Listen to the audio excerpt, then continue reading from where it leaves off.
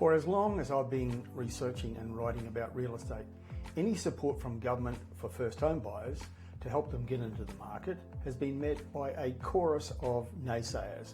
The general theme is that any support measures like stamp duty concessions or government grants or lower deposit guarantees won't do any good or just increase prices. But here's the thing, none of the people making that claim ever produce any evidence supporting the idea that the support measures will push up prices. I've read claims by some commentators saying that every time governments extend assistance measures to young buyers, prices rise and no one is better off. I wait patiently for them to follow up the sweeping statement with some data, but none is ever forthcoming. And so there was an avalanche of this kind of commentary throughout the federal election campaign. The Albanese Government's expanded First Home Guarantee Scheme was pitched as a lifeline for young Australians locked out of the housing market. The scheme allows a 5% deposit and no lender's mortgage insurance. The media coverage said, scratch below the surface and you'll find the makings of yet another policy that may end up doing more harm than good. The media proclaimed, all you're doing is pouring fuel on an already overheated market. According to Eskom researchers Louis Christopher, the Labor scheme would drive up prices by as much as 5% for houses because it injects more demand into a system that's fundamentally broken on the supply side. And where was the research underpinning Louis Christopher's statement? He put a specific figure on it. Prices would rise 15%. Where's the modelling showing how that figure was achieved?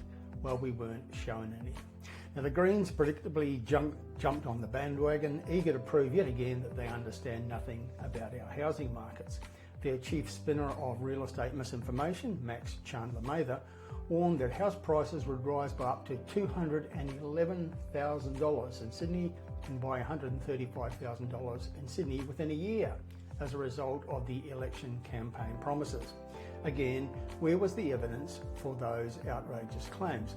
How were those alarming figures arrived at? Did the Greens conduct some research or economic modelling? Well, of course not. The Greens never bother themselves with justification of their policies, with planning and research. It's all about headline generation. Fortunately, voters saw the Greens for the shams that they are, and they have been largely wiped out at the federal election, with Mr Chandler-Mather losing his seat. So given that every assistant measure is deemed to be the wrong move, what's the alternative? Do nothing? Stop helping first home buyers because prices will rise? People have pointed out quite rightly the vacuum of meaningful supply side reform. Planning approvals are slow, zoning is restrictive, infrastructure is lacking, construction costs are sky high, builders continue to go broke and there's a shortage of tradespeople.